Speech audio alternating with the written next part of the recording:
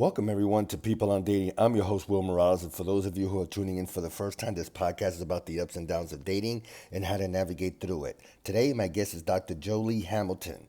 Dr. Joli Hamilton is a relationship coach for couples who color outside the lines. She's a research psychologist, TEDx speaker, best-selling author, and ASEC certified sex educator.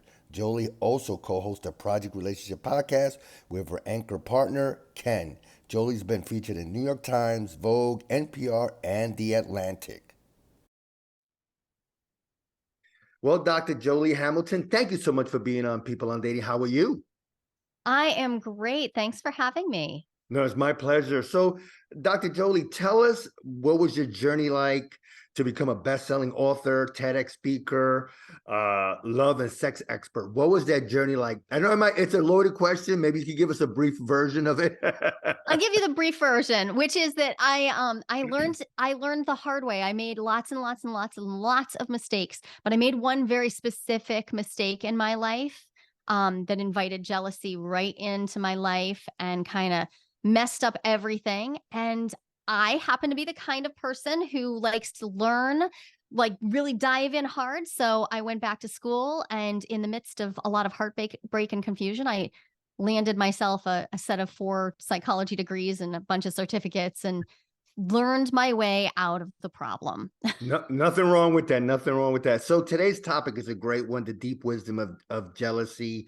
I think if you don't care about your partner, or if you don't show some type of jealousy, maybe, I don't know, it's hard to explain, but I know I keep it inside, but boy, the wheels and the stomach is churning if I'm seeing someone that I like talk to someone else. And what is the cause of that? Is it lack of abundance mentality, or we definitely have deep feelings for this person that we're with? Yeah. So the thing about jealousy, it's there for a reason. Mhm. It's not an accident. It served a purpose, a really important purpose. In fact, there are a couple of really predominant theories about why jealousy why it exists in humans. One of them is about mate protection. About, I get jealous because I want to protect my progeny, really, my ability to reproduce. Right. And I think that's fine. And insofar as it goes, sure. Like when we're talking about our procreative capacity, we do have some jealousy that shows up there. However, there's another reason that's been posited by researchers and has been well documented that I think all of us can relate to. And that is that jealousy, it shows up in infants. It shows up as early as 5 or 6 months old. And it's there because we need our primary caregiver. We need them for life. We need them in order to have warmth and food and nourishment and safety. Right. And so we are alert to any sign of interruption by that perceived interrupter, anyone who might break our bond with our primary caregiver. Now, we're a baby. This is necessary and natural. And yet, eventually a sibling shows up, or another parent shows up and interrupts that connection. We fuss, we cry, and it served such an important feature in our life. But then most of us were taught really nothing about what to do with it. We were just told, well, you got to share people's attention, or you got to share your toys, you got to share everything. And then fast forward to when we're in our loving relationships, we're in our romantic relationships, and we have these same sort of attachment feelings that come up, but now they're in a romantic setting. But it wakes up that exact same sensation of, I must have you, I must have your attention, or I will die. So we're in a bit of a quandary because jealousy is alerting us to something really important, which is that our connection is valued. But when we act out, it's often in a very infantile, toddler-esque sort of way, because we didn't really learn what we should do to maintain our bonds and connections without acting out in jealousy. Jealousy wakes up the fire. Yeah, no, I definitely get that. So in a situation where I'm with this woman and she's talking to someone, and all of a sudden I'm like, well, what the hell is going on here? As a man or as a woman or partner, whatever partner you may have, do you walk away just for at least an instant, make yourself busy? If you're in a setting where it's a business networking event, Do you just start mingling? What's some of the steps that we could take Oh, to make it's sure that it that we doesn't take don't, over? Yeah. yeah, That that we we don't don't act just lose infantile. ourselves. Yeah. Exactly. It so depends on context. Many people only experience jealousy when there's like a direct threat. They notice like a direct threat to their romantic or sexual connection. Those are the two Right. big places. Sometimes it's emotional connection.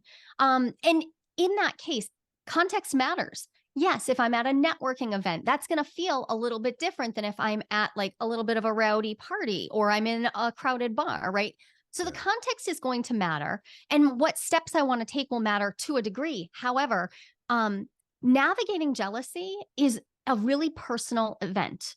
It Mm, While jealousy inspires us to look out toward our partner and toward the perceived interrupter, because there's always a triangle in jealousy. There's me, I'm jealous, my mm, beloved, and the perceived interrupter. And jealousy inspires us to look out and say, you change your behavior so that I will feel different inside. Please, please change your behavior. However, jealousy, just like anger and sadness and other big emotions, it's mine, right? It's my emotion. And so the opportunity is there for me to first just notice that jealousy is present. mm. And and really the people when I do qualitative research on jealousy, and when people are dealing with it really well, one of the things they have learned to do is notice the sensations, their literal embodied sensations of jealousy. Do you get a knot in your stomach? Do you get constriction in your throat? Do you feel heat? Do you feel like you want to run away? What are you feeling? So that they notice their jealousy showing up really early, so that they can do just what you said, so that they can take a deep breath, so that they can perhaps distract themselves a little bit, so that they Right. can evaluate the setting and see, is this actually a threat? Or is this me going into a threat response based on my own history? Because those are two different Mm. things. And sorting that out lets you deal more effectively with jealousy and use it for what it's designed for, right? It's designed to tell you that you care about a person. Great. Let's care about them then. Right. Wow, that was I like about our, talking about our emotions, because that's what it is deep down, like I said, I've been there, where I was with this woman and we were at a networking event, and in fact we weren't even dating yet. And I'm telling you, and we're talking with Dr. Joli Hamilton, and Dr. Joli, my stomach turned into a nine. I'm like, I'm not even dating this woman. And it's Mm-hmm. weird. So I had to distract myself. And then I realized that I liked her, but I also said to myself, okay, is it because you do really care about her? Or is it more that you think there's no other fish in the sea? Does that come into play where, we feel that this might be the only girl we could, or partner that we can get? Or, in our mind, because we don't have that abundance mentality, that it could be someone else out there. Are we restricting ourselves when we talk to ourselves that way, if that makes sense? Many times people experience jealousy when they are already feeling a lot of other stressors, right? Like, so if I am in a space where I'm feeling scarcity in my life, maybe I'm struggling with my dating, or maybe I'm just feeling lonely, or perhaps I've just recently experienced a breakup due to Mm, actual interruptions or affairs, or perhaps I've just never really dealt with jealousy, but it's always kind of lurked around the corners. Yeah, yeah, we can absolutely get ourselves into a position where we have we are very susceptible to jealousy. mm, We are not holding ourselves in like really healthy, yummy emotional space around our relating. However, jealousy pops up in all kinds of relationships. Even when people feel very secure, jealousy is incredibly strong. So right. sometimes it just catches you unaware. Sometimes you're just like, whoo, and you're in the tidal wave of it. If you experience jealousy and you can pause for a moment and say, oh, that's jealousy. Okay. So many people miss this step because they instantly also feel shame. They feel like they shouldn't feel jealous because it's just unbecoming, or they feel like it means something's wrong with the relationship, or if they feel like if it's too big or too small, right? Like there's this judgment around how jealousy should be, and Right. I would ask you to relax your grip a little bit. And when it shows up, be with the jealousy. Allow yourself to notice it long enough to say, oh, what? what does it have to tell me in the context of my life right now? Because, for instance, yeah, if you're currently not having an abundance mindset, if you're feeling like the dating pool is really limited for you and you're feeling Mm. really scared, or you've just, locked down a partner, right? You've just started this relationship, or Right. you're feeling risk, right? Yeah, that's all going to leave you with a higher threat state, right? Your threat bucket. Imagine you can tolerate a certain amount of threat. Your nervous system is going to be operating right at the limits of that threat bucket. You throw one more thing, you go to a party and now you see your partner super engaged in a yummy conversation across the room. Could be completely benign. They could be talking about physics. Doesn't like it's all fine. And yet Yeah. all the alarm bells are going off. Mm. We don't know enough in that moment of jealousy to decide exactly what it means about our relationship. And in fact, most people experience the most relief of their jealous suffering when they start to understand that the story they tell themselves about the jealousy is causing far more of the problems than the jealousy itself. Wow. We tell ourselves, yeah, I definitely agree because I've done that before where I said, oh my God, this person doesn't like me. So it's, so she's talking to them or that guy, maybe he has something I don't, whatever. Yeah. Oh, and Yeah. I love that. We tell ourselves a story. Okay. Now let's go on the opposite end. Is it possible that there is no jealousy in your being, or is it that maybe this person is not the one for you? Again, did my question make sense? Where Yeah. Yeah. okay, so go ahead. Yeah, what Yeah. do you say So to that? So sometimes people are what I call low jealousy. Okay. They do not experience a lot of jealousy. I happen to be married to someone who's very, very low jealousy.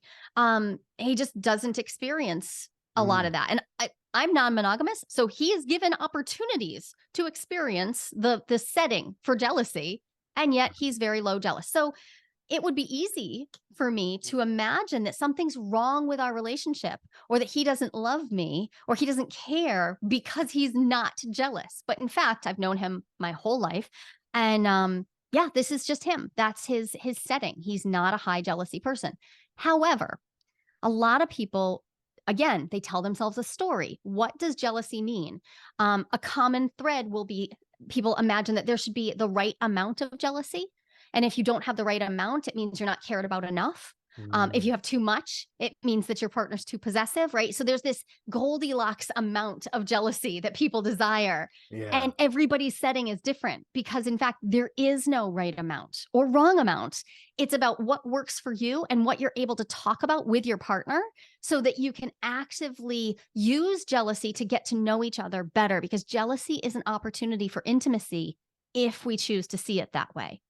Okay. Wow. y- it's funny that you say that because again, where I've been out with some of my female friends, and even like that little tick, I get a little jealous, and I'm like, wait a minute, she's hanging out with him and not me. And then I realize, and it's funny, I realized the setting. I'm like, well, I'm not actually dating her, so I shouldn't even be this way. And then I just distract myself by walking around or whatever. So, Dr. Jolie, are there ways that if we find ourselves in a situation where whether it's a networking event or in a setting or in a party, whatever that may be, and we see or we feel a certain way that, oh, wait a minute, that person's talking to someone else, I'm starting to feel a certain way. Are there a couple of steps that we could do? I know we dove this Yeah. before. You got walking away. Is there anything else that we could do to distract ourselves? Talk to someone else? What can you give us Well, like maybe two, so three steps in your yeah, opinion? so distraction is one method, but I would actually suggest that people walk through what I call the jealousy roadmap. And the Mm. jealousy roadmap is not super straightforward. It is a winding road, but it starts with noticing. First off, just notice that there's jealousy present. Second is name it. Name not only the jealousy, but figure out what other emotions has it brought along. Is your jealousy kind of possessive? Is it angry? Is it sad? Does it feel shameful? What's going on? Because most of us have skills already for dealing with difficult emotions. So Mm. if, let's say, my jealousy comes along and it feels very angry, okay, now I need to use the tools I already use for other angry times. The jealousy doesn't change that. I still need to deal with my anger effectively, right? Right. If my jealousy tends to lead me down into despondency and sadness, okay, then I need to use my tools. In other words, I don't want to go grab a drink right then. Instead, I probably want to distract myself with some activity, with some upbeat, maybe like find somebody at the party who's making jokes and is hanging out and is like bringing nice positive energy. Pay attention to what emotional content your jealousy is bringing with it. And then from there, it's really, really easy for people to miss out on this storytelling piece that we've touched on. Yeah. But if you're choosing distraction, okay, a lot of us struggle because we have these compulsive thoughts, right? Intrusive thoughts that pop up while we're trying to distract ourselves. So I would say that's a great moment to say, literally ask yourself the question out loud, even take yourself to the bathroom and say, what do I think this means? What is the story I'm telling myself right now about what this means about me as a person or about my relationship? Am I telling myself a story that I am not valuable, that I don't have what it takes, that I'll never find someone, that my partner's going to cheat on me? Like, what is the story? I absolutely encourage this to be a look yourself in the bathroom mirror kind of moment. Let yourself have that time, because most of the time we can also recognize that the story we're telling ourselves is only one shade of the truth. It's not that it's untrue, but it's only one little piece of the puzzle. And then from there, the fourth step is really important. It's about navigating your needs. A lot of times people imagine that they can't ask for what they need around jealousy because they can only imagine how they would be asking their partner to have no other contact with other people. But that's not realistic. Right. Instead, it might be about wanting reassurance. Could you turn to a partner and say, I could use a reminder. I could use a reminder that we're good, we're solid. For whatever reason, I'm having this stuff bubble up. Could you just remind me? And I will say to my partner what I would like to hear from them. Could you remind me how strong we are together and that this is going to be okay? Or if I'm alone, can I say, hey, I have affirmations. I have positive affirmations I can say to myself. How can I remind myself that I am intrinsically valuable? Right. So navigating your needs is so personal. And that's the step, I think, Will, where we're really getting into how do you need to be cared for in your jealousy? Distraction is one option, but there's actually a whole bunch of them. I actually like to use nervous system regulation techniques. That's a really effective way for me to work with jealousy because my body is on alert.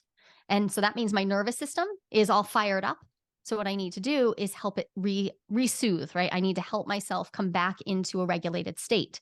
Right. So I have specific techniques I use. Most people are familiar with using breath, return to your breath, slow your exhale down, elongate your exhale. But you can also do simple things like, doing a walk, or if you can, go outside and just walk around, walk the yard of wherever you are. Even just look out a window, simply looking at nature, right? Just allowing yourself a moment to remember that you are part of something bigger. Right. Those things can soothe our nervous system and bring us back into a state where we can manage these awkward moments of jealousy. Now, so let's say we do the nature walk, so to speak. But when our minds go racing, then oh my God, who she's talking to, what's happening now, whatever. Again, it's now, can our partner throw back at us, oh, you're just insecure. That's, he's just a friend of mine. I know him for a long time. I know him just as long as I know you. I know him long. I know him 30s, whatever it is. Now, if they throw that at you, that, oh, you know what, you're insecure. Whoa, wait a minute. Now to me, that elevates it even more, in my opinion. What do you say to that?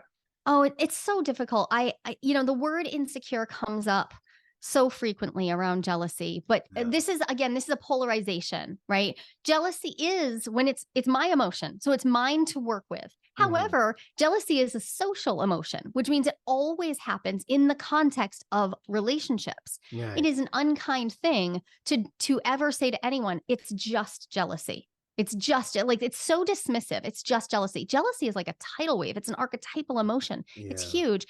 And to dismiss it as being just insecure, well, how supportive is that to your partner? Right. But this would be actually, to me, a much larger question to bring up in my relationship when I'm not feeling jealousy, when I'm feeling relatively secure, which is, okay, how do I find security? How do I receive a sense of security? What are my ways of feeling safe? And like, for instance, if I need to hear my partner say, I love you, we're solid. Yes, I'm going to go have that conversation and we're solid. This is good. Okay, great. Then ask for that need to be met. And if your partner won't meet it and just like says, you're just insecure, is that the relationship you want to be in? On the other hand, when we try to control our partners and don't allow them to have relationships with other people because we do feel insecure, that's problematic too, because in fact, it's unhealthy for anyone to be controlling their partner's connections to every other person. You know, we get to have friendships, we get to have colleagues, and my jealousy being out of control is not a reason for my partner to curtail his life.